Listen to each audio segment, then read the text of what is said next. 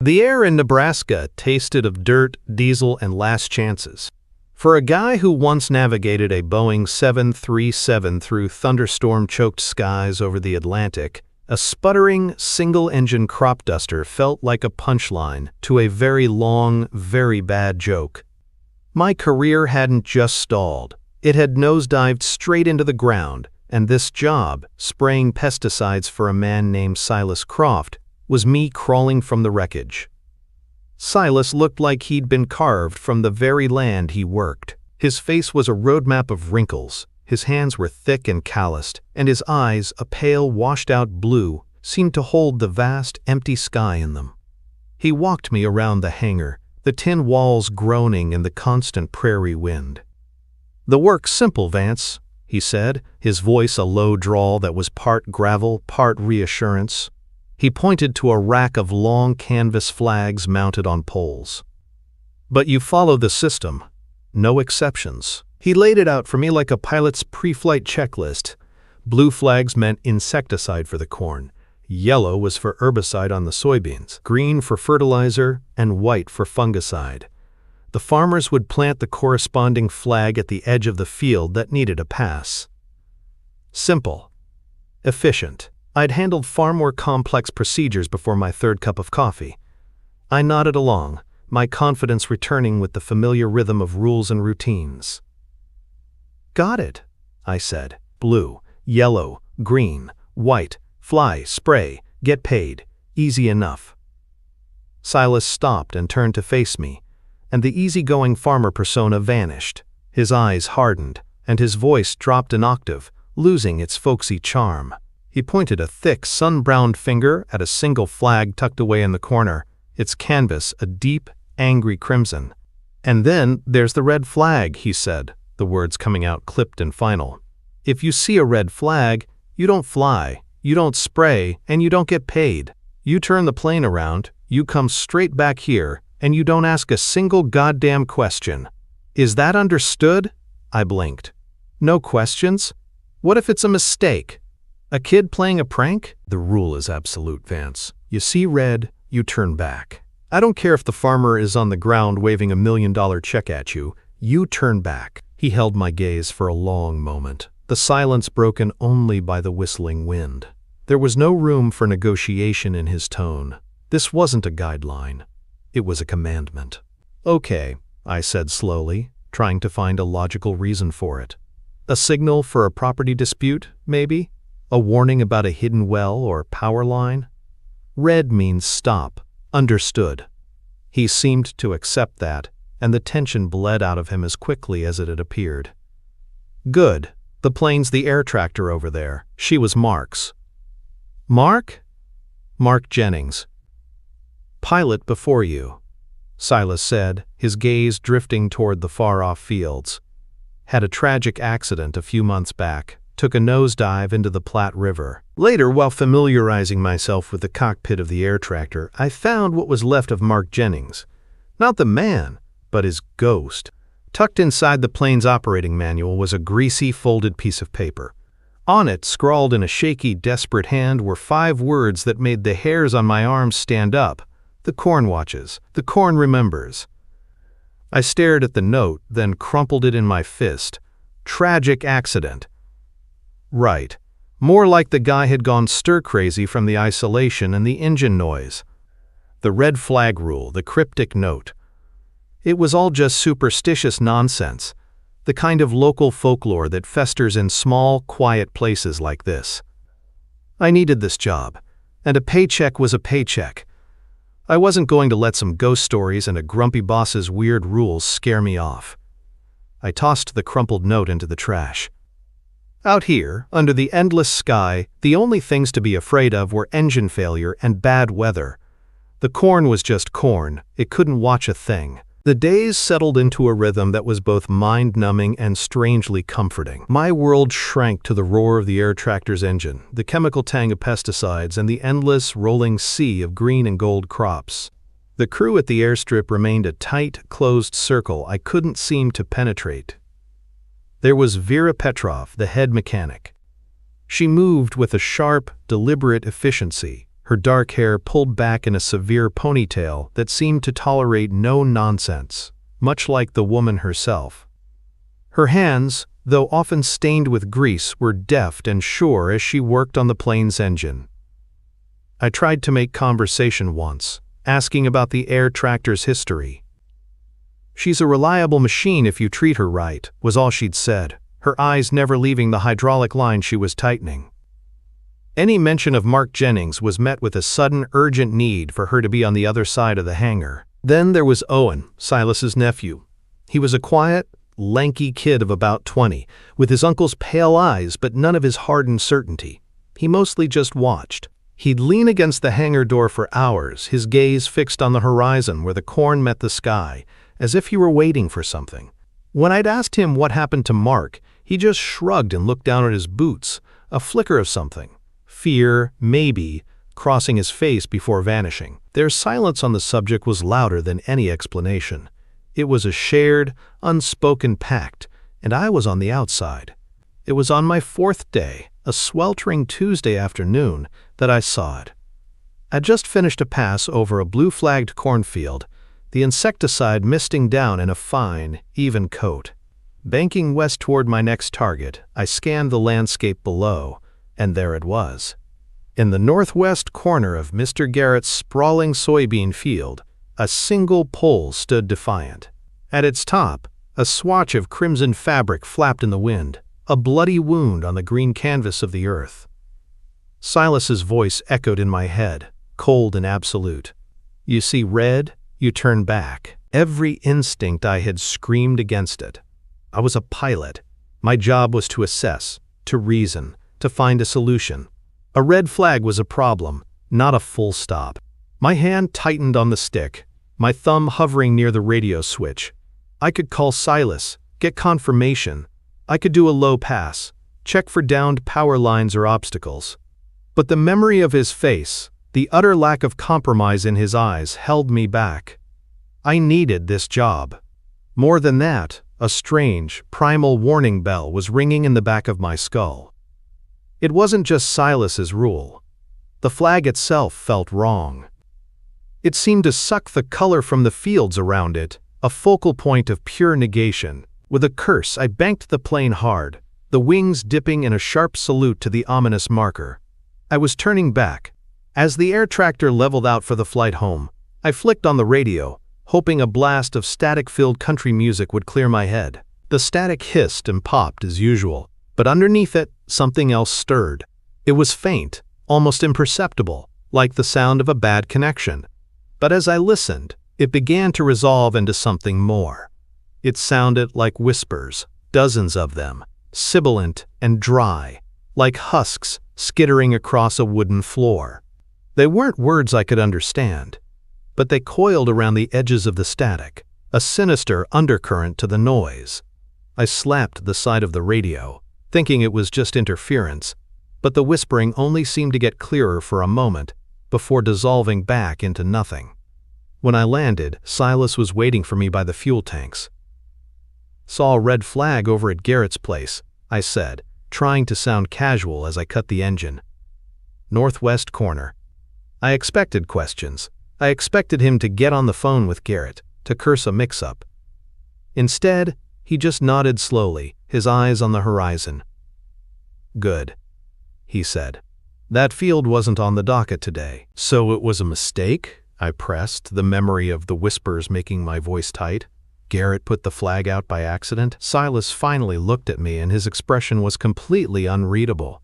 "There was no mistake, Vance. The field wasn't to be sprayed. You followed the rule. That's all that matters." He turned and walked away, leaving me standing in the prop wash of the cooling engine. There was no explanation, no logic. Just a rule I had followed, and a confirmation that it was correct. I looked from Silas's retreating back to the vast, silent field stretching out to the west. The sun was beginning to set, casting long, distorted shadows that made the rows of corn look like endless, twisting hallways. For the first time, I felt the chilling certainty that I hadn't just taken a job. I had stumbled into a place with secrets far older and stranger than a dead pilot's cryptic note. The sky over the plains had bruised to a dark, moody purple, and the air was thick with the electric tang of an approaching storm. Silas had me on an emergency run, a last-minute fungicide job for a farmer named Thorn before the heavens opened up. The air tractor felt like a tin can in the turbulent, heavy air, and I fought to keep her steady as the first fat drops of rain splattered against my windscreen. As I approached Thorn's property, I spotted the flag. It was red, stark and vicious against the darkening green of the corn, snapping in the wind like a tongue of flame. My gut tightened. The rule was absolute. But then I saw something else, something that made my blood run cold with confusion. Down on the dirt track bordering the field, a figure was waving at me, gesturing wildly. It was Mr. Thorn himself, a frantic silhouette against the stormy sky. He wasn't pointing at the red-flagged section. He was pointing emphatically to a different plot, 100 yards to the east, where a green flag for fertilizer drooped in the humidity. My mind raced, the engine's roar a dull counterpoint to the storm in my head. The rule versus a direct, desperate order from the client on the ground. The red flag felt like a trap, but ignoring a paying customer frantically signaling for service felt like career suicide. Silas's grim face flashed in my memory. No exceptions. With a deep breath, I made my choice. I trusted the rule. I banked the plane, lining up with the green-flagged section Thorn was pointing to. As I descended for my pass, releasing a fine mist of fertilizer, I kept one eye on the forbidden field. Thorn was still on the ground, his arms now dropped to his sides, standing unnervingly still. He was just watching me. I fisco. And that's when I saw the movement. I fisco away. It wasn't the wind. The rest of the corn was swaying and thrashing in the gusts, a chaotic dance of green. But in the red-flagged section, the motion was different. It was orderly, deliberate. Near the center of the plot, the tall stalks parted and swayed in a straight, rhythmic line, as if something massive and unseen was striding through them with impossible grace. It was a wake without a boat, a path being carved in real time by a phantom presence. My eyes followed the disturbance, and I saw them 7 perfect, circular clearings in the corn, each one about 20 feet in diameter.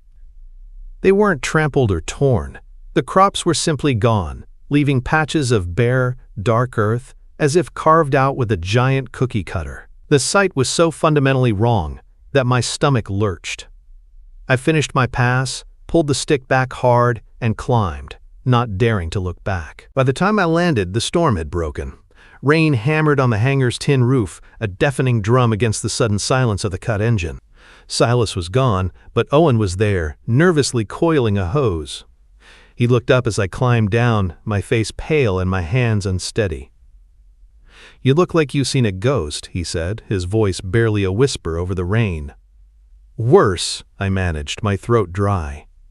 Thorn's place, the red-flagged field, there was something moving in it. Owen stopped what he was doing. The guarded, quiet look he always wore was replaced by one of dawning recognition. Big movements, like something walking? I just nodded, and the kid let out a long, shaky breath. Mark, he started seeing things, too, before the end. Said the patterns in the fields were wrong. He glanced out the open hangar door into the gray, churning deluge. The old Pawnee legends from around here, they talk about spirits of the land. They called them the corn dancers. Said they slept under the soil, and that you never, ever disturb them. Mark claimed he saw them. That night the storm passed, leaving the world washed clean and silent. I walked out to my truck, my mind reeling with stories of ghosts and spirits. The air was cool and smelled of wet earth. And on the hood of my pickup, gleaming in the faint moonlight, was a small, perfect spiral of pale gold corn silk. It hadn't been blown there by the wind. It had been carefully, deliberately arranged. It was a message. A signature. E minter wo wo. Motal fees. Atemena he kondrati, I had been noticed. The spiral of corn silk on my truck wasn't a threat. It was a declaration. It said, "We see you, we know you." Sleep offered no escape. My dreams filled with unnaturally parting crops and 7 circles of barren earth. The next morning, I bypassed the airstrip and drove straight into town, my hands gripping the steering wheel so hard my knuckles were white. A man like me, a man who believed in lift, drag, and thrust, needed facts. I needed history. I needed something solid to hold on to in this swirling vortex of rural superstition. The local library was a small brick building that smelled of old paper and quiet dignity. The librarian, a woman with sharp eyes and a nameplate that read Eleanor Finch, watched me over her glasses as I browsed the local history section. "Looking for something in particular?" she asked, her voice soft but clear. "The history of the Thorne property," I said, trying to sound like a casual history buff. "Heard it had some interesting stories attached to it." A knowing, almost sad smile touched her lips. "Ah, you must be the new pilot. The one who took Mark Jennings' place." She leaned forward, lowering her voice. "Official records won't tell you much. Deeds, property lines, that sort of thing. But the stories, they're a different matter. That land was sacred to the Pawnee. A place of power. They say you shouldn't plow too deep there. That some things are best left sleeping." Her words, meant to be folklore, landed like lead weights in my stomach. She saw the look on my face and her smile faded. "Be careful out there, Mr. Vance. The sky is big, but the land has a longer memory." Later that day, back in the air, her warning echoed in my ears. Silas had me spraying another of Thorne's fields, this one miles from the last. The job was routine, but my eyes kept darting around, scanning for anything out of place. As I completed a pass, I saw it. In the adjacent field, another one of Thorne's, was a perfect, massive circle where the crops had been utterly obliterated. It wasn't burned, it wasn't trampled. It was as if a giant, celestial hole punch had descended from the sky and erased that section of the world, leaving only a wound of bare, dark earth. My blood ran cold. The 7 circles, now this giant one. It was a pattern. A language I couldn't read. Shaken, I finished the job and pointed the air tractor toward Mr. Garrett's farm for the final run of the day, the same farm where I'd seen my first red flag. As I approached, I noticed something new. In the corner of the field, near the road, stood a scarecrow. I didn't remember one being there before. It was a classic, almost cliché effigy. Faded flannel shirt, straw-stuffed jeans, and a burlap sack for a head with crude features painted on in what looked like tar. I banked for my approach, my eyes fixed on the scarecrow, and I swear, as my wing dipped, its burlap head turned, slowly, deliberately, to follow the motion of my plane. I told myself it was a trick of the wind, an optical illusion. My nerves were shot, but my heart was hammering against my ribs like a trapped bird. The final job was over Mr. Bishop's farm. My mind was screaming at me to just go home, but the need to finish, to prove to myself that everything was normal, was stronger. As I flew over Bishop's property, my breath hitched in my throat. There weren't 1, but 3 scarecrows standing in a line at the edge of his cornfield. They were identical to the one at Garrett's place. They stood perfectly still as I approached. 3 silent, lumpy sentinels. I held my breath, watching them, my whole body tense. T. Then, in perfect, horrifying unison, they moved. It wasn't the floppy, wind-blown motion of cloth and straw. It was a stiff, mechanical tilt, like rusted machinery grinding into place. All 3 of them angled their bodies toward me. And then the one in the middle slowly, impossibly, raised its straw-stuffed arm and pointed a single, tattered glove directly at my cockpit. Bulls. That was it. My composure shattered. A strangled cry escaped my lips, and I yanked the stick, abandoning the spray run. All I could think of was escape, putting as much distance as possible between me and those things. The radio crackled to life, startling me so badly I almost swerved.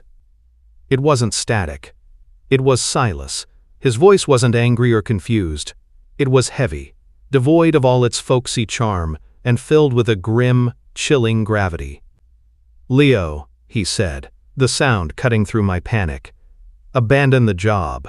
Come on home. Right now." He paused, and the next 4 words confirmed my deepest, most terrifying fear. "We need to talk." The flight back was a blur of adrenaline and raw terror.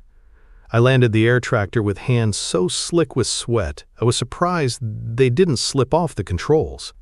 The moment the engine sputtered to a stop, the silence that crashed down was more deafening than the roar it replaced. They were waiting for me inside the cavernous hangar, illuminated by a single, bare bulb that cast long, distorted shadows. Silas, Vera, and Owen.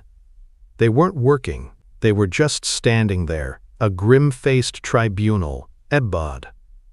"The scarecrows," I choked out, the words feeling flimsy and insane as I said them. They moved. They pointed at me.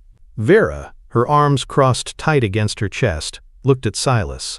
It was he who finally spoke, his voice low and devoid of any artifice.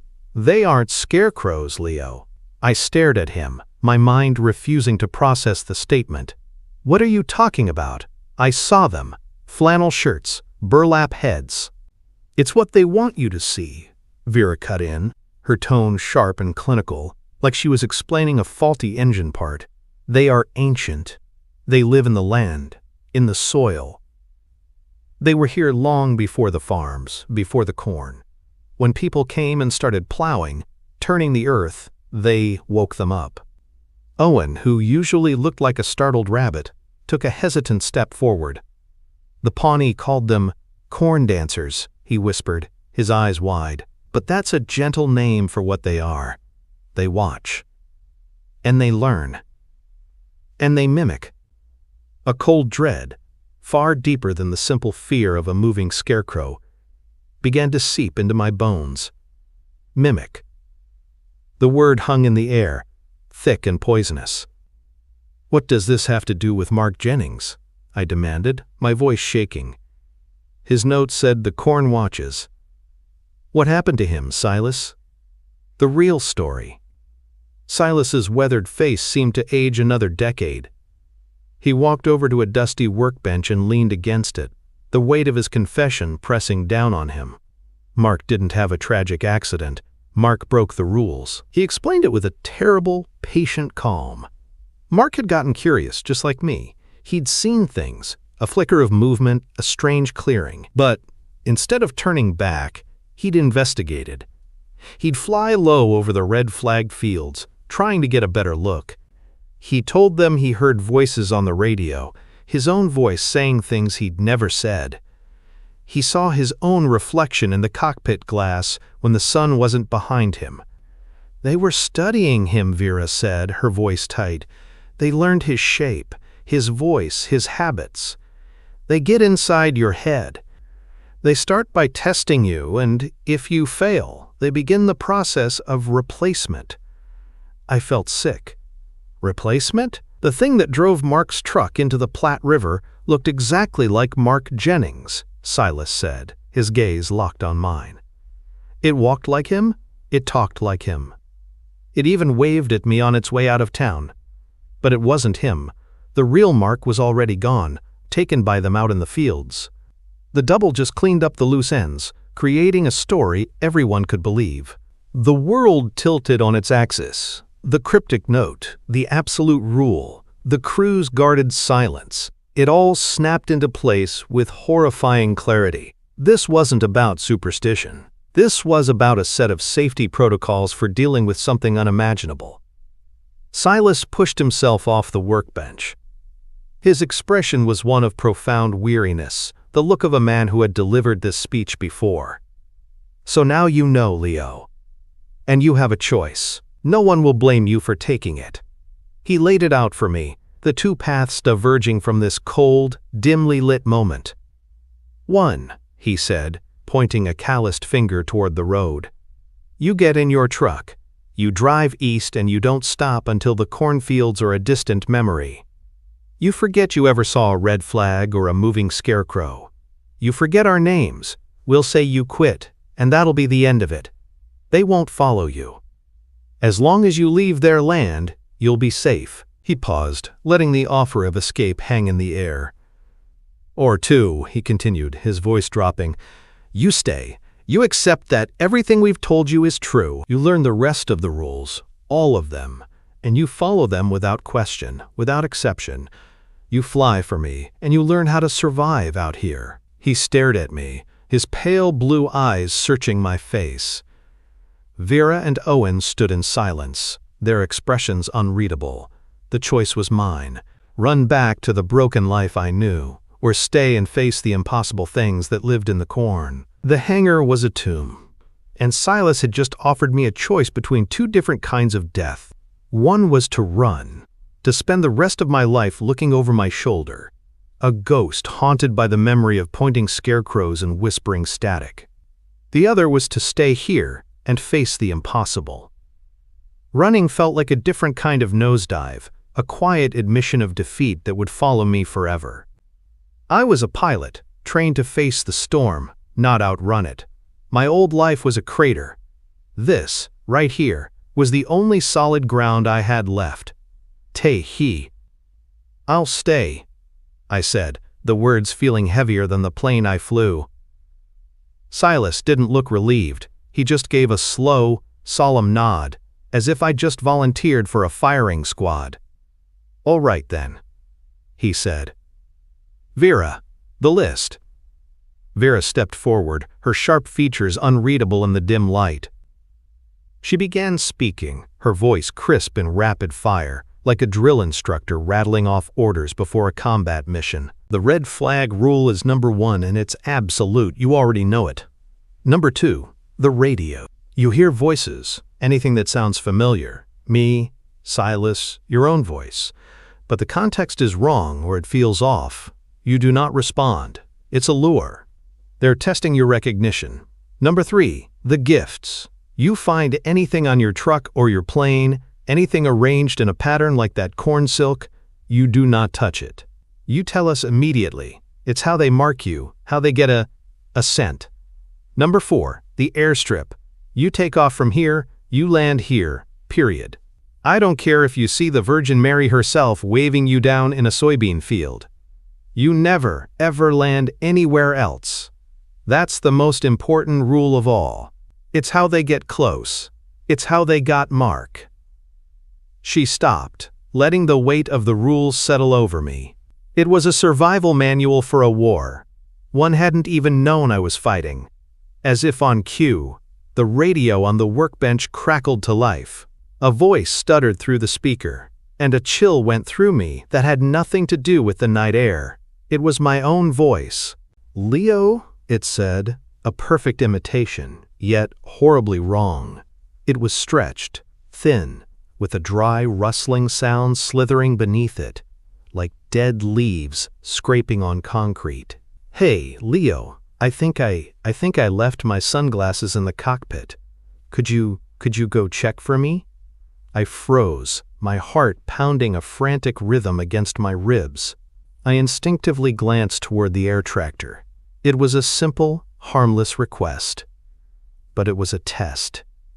Silas's eyes were locked on mine. I tore my gaze away from the plane and shook my head, my mouth too dry to speak. The radio hissed for a moment longer, and then fell silent. "Good," Silas said, the single word carrying a world of grim approval. "The tests have started. They know you're staying." As if to prove his point, headlights cut through the darkness outside, and a mud-splattered pickup truck crunched to a halt near the hangar door. Mr. Thorne climbed out, a disarming smile on his face that didn't reach his cold, calculating eyes. "Evening, Silas," he called out, his gaze sliding past the others to land squarely on me. "Just wanted to see how the new pilot was settling in." He sauntered closer, wiping his hands on his jeans. "Things have been lively out on my land since you started flying, Mr. Vance, more active than they've been in years." He smiled again, a slow, reptilian stretching of his lips. Mark Jennings. He learned to leave things be. Hope you're a fast learner too. It wasn't a piece of advice. It was a warning, delivered from an emissary of the things in the corn. Slev go. He tipped his hat and left, his truck kicking up gravel as he drove off into the night. I stood there, reeling, the implication clear. My presence was aggravating them. I was the new focus. Later, shaken to my core, I walked toward my truck to finally go back to the small room I was renting. I was halfway there when I saw it, placed dead center on the hood. I expected another spiral of silk, another subtle message. It was an ear of corn, freshly picked, its husk, a vibrant green. For a second, relief washed over me. It was just corn. Then I looked closer. The kernels weren't kernels. They were teeth. Tiny, pearly white, and unmistakably human teeth, arranged in perfect, sickening rows where the yellow kernels should have been. It was a grotesque mockery of a harvest, a horrifying, intimate gift. They hadn't just been studying Mark, they were already learning me. There was no time to dwell on the grotesque gift on my hood. Before the sun had fully risen, Silas was sending me out on an emergency job. A sudden blight threatening a whole crop, he'd said. The urgency in his voice was real, but I knew this was no ordinary flight. This was my examination. Ooh! The air itself felt wrong, thick and soupy. The sky a strange, bruised yellow. As I approached the coordinates, I saw the first torment. Standing in the middle of the field was a scarecrow, but its head wasn't a burlap sack. It was a sickeningly perfect replica of Mark Jennings' face, copied from the faded photo on the hangar's memorial board. Its painted-on eyes stared blankly up at me, a silent accusation. My stomach clenched. I forced myself to ignore it, to focus on the job. But then, a new sound joined the engine's drone. It was a low, guttural roar from the pasture below, a prize-winning bull bellowing its lungs out. But the rhythm was wrong. It wasn't a cry of animal rage. It was a perfect, throaty mimicry of my Cessna's engine, a biological echo of my machine. The sound was designed to disorient, to make me doubt the very machine keeping me aloft. Then the landscape began to bleed. A creek I'd used as a landmark seemed to slither 100 yards to the west. A gentle slope on my map became a sheer, rocky hill. They were rewriting the world around me, trying to make me lose my way, to panic. In the middle of the chaos, a perfect airstrip appeared out of nowhere, a clean, inviting gash in the disorienting terrain. I could see figures standing by a hangar, Silas, Vera, Owen, all waving me in, their smiles wide and welcoming. The lure was powerful, a promise of safety in a world gone mad. Never land anywhere else. Vera's voice echoed in my head. Why? Leo, talk to me. What do you see? The voice on the radio was the real Silas. It was tinny, filled with static, lacking the unnerving clarity of the illusions. An airstrip. It's a trap, I grunted, my eyes scanning the shifting horizon desperately. Ignore it. Trust the rules. Find the flag, Leo. There's always one true thing. And then I saw it. Amidst the swirling mirage, one object remained constant, unwavering. A single, defiant red flag, planted on the edge of the real field I was supposed to be spraying. It was my North Star in a sea of madness. I ignored the phantom runway, banked hard toward the flag, and turned for home, my body trembling with exhaustion. I had passed the first test. My relief lasted exactly 12 minutes. As soon as I landed, Silas was there with new coordinates. Another one, he said, his face grim. No time to waste. This time he sent me to a field bordering an old pioneer cemetery, the weathered headstones leaning like crooked teeth. As I flew over, I saw the field wasn't empty. It was filled with dozens of silent, standing figures. They weren't scarecrows. They wore the clothes of farmers, of children, of men and women, from a dozen different decades. Their faces, pale and placid, were the faces of people who had gone missing from this county over the last century, their portraits taped to bulletin boards and stapled to telephone poles. And all of them were staring up at me with flat, milky white eyes. "Silas, what the hell am I looking at?" I whispered into the radio. "It's a moral test, Leo." Silas's voice came back, cold and hard. "They need to know you'll follow orders, no matter what you think you see. Spray the field. Complete the job." My hand froze on the spray controls. Spray them? These things that looked like lost souls? "I can't," I said. "You must," he commanded, his voice sharp with an authority I'd never heard. "Spray the field now." My heart felt like a block of ice, but I trusted him. I trusted the system. With a choked sob, I pushed the button. A cloud of fungicide misted down from the wings, blanketing the silent crowd. For a moment, nothing happened. Then, their human faces began to melt like wax. The features dripped away to reveal something horrifying beneath.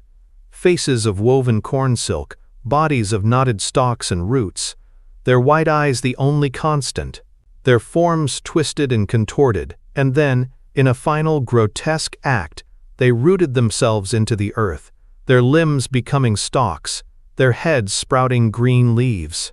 Before my eyes, a new field of corn was planted. Numb and hollowed out, I flew back, my mind fractured. I had survived. I had passed. I had seen the truth behind their harvest. As I approached the airstrip, I saw a crowd had gathered. My first thought was that the whole town had come to see what was going on. Playu. But as I got closer, the landing lights illuminated them, and the air froze in my lungs. There were at least 30 figures standing silently around the runway, blocking my path. They were all wearing Silas Croft's face. My blood turned to ice. 30 identical Silas Crofts stood arranged around the airstrip, their faces eerily placid, their pale blue eyes tracking my approach. It was the ultimate lure, an army of allies turned into a horrifying trap. My hand instinctively went to the radio, but I stopped. Who would answer? The real Silas or one of them? Suddenly the radio crackled, but the voice wasn't Silas's. It was Vera's, sharp and laced with an urgency that cut through my paralysis. "Leo, do not land. I repeat, do not land. That is not the airstrip. Pull up and head west, bearing 270. Now!" Owen's voice broke in, panicked and young. "Go, Leo. We're on a different channel. They can't hear this. Just fly west. Trust." It was the only thing I had left. I jammed the throttle forward, the engine screaming as I pulled the air tractor up and away from the field of false prophets. My mind reeled. This was the third test, the one they couldn't brief me on. It wasn't about following orders.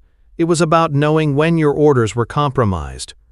It was about recognizing when your allies had been replaced and having the sense to run. Vera's voice guided me through the fading light, her instructions crisp and clear. She directed me to a set of coordinates I didn't recognize, far from any of the farms I knew. As I descended through a thin layer of evening mist, I saw it. A single, overgrown landing strip cut into a wide clearing, hidden by a dense ring of cottonwood trees. It was an old, abandoned airstrip, a ghost of a place. I brought the plane down on the cracked and weedy asphalt, the silence after cutting the engine feeling absolute. A small, unlit farmhouse stood at the edge of the woods. As I climbed down from the cockpit, my legs shaky, the farmhouse door opened. A woman stepped out onto the porch. She was older, with tired lines around her eyes, but she held herself with a quiet strength. "Leo Vance?" she asked, her voice gentle. "I'm Helen Jennings." The name hit me like a physical blow. Mark Jennings' widow. The woman whose husband had been tragically killed when his double drove his truck into the river. I could only nod, my throat too tight to speak. "It's okay," she said with a small, sad smile. "You passed. Come on inside. Someone is waiting to meet you." She led me into the house. It was sparse but clean, smelling of coffee and wood smoke. And sitting at a simple wooden table, a steaming mug held in his hands, was a man I'd only ever seen in a faded photograph. He had a few more gray hairs and a deep scar over his left eyebrow, but there was no mistaking him. It was Mark Jennings, alive. "Welcome to the club, Vance," he said, his voice raspy but real. "Sorry for the hell we had to put you through. It's the only way to know for sure." My mind struggled to catch up. "But you're dead." Mark let out a humorless laugh. "Officially? Absolutely. Unofficially, I'm part of the welcoming committee." He explained everything. Over the decades, a handful of pilots hadn't just survived the tests. They'd passed them so completely that the entities gave up, moving on to easier prey. Silas and his crew weren't just protecting the land, they were a screening process. Those who failed were allowed to run or were replaced. But those who passed, who proved they could see through the illusions and follow the deepest rules of survival, were given a different choice. They were offered the chance to disappear, to fake their own deaths and join a hidden network of ex-pilots who had survived the corn. They called themselves the Disappeared. A woman named Clara Diaz, who'd flown these fields in the 90s. A man named Kyle Riggs from the late 70s. All of them officially dead.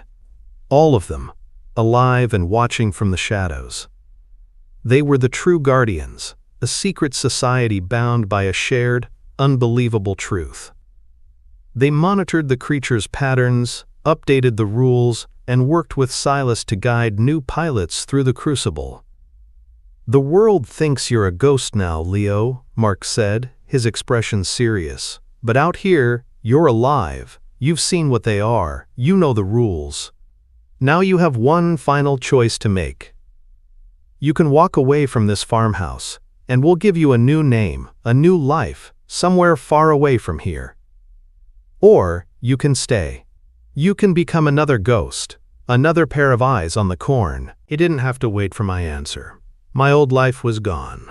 My name was already on a memorial board in a dusty hangar. This was my reality now. I looked from Mark's weathered face to Helen's quiet strength. I was dead to the world. But for the first time since my career nosedived, I felt truly alive. "Where do I start?" I asked.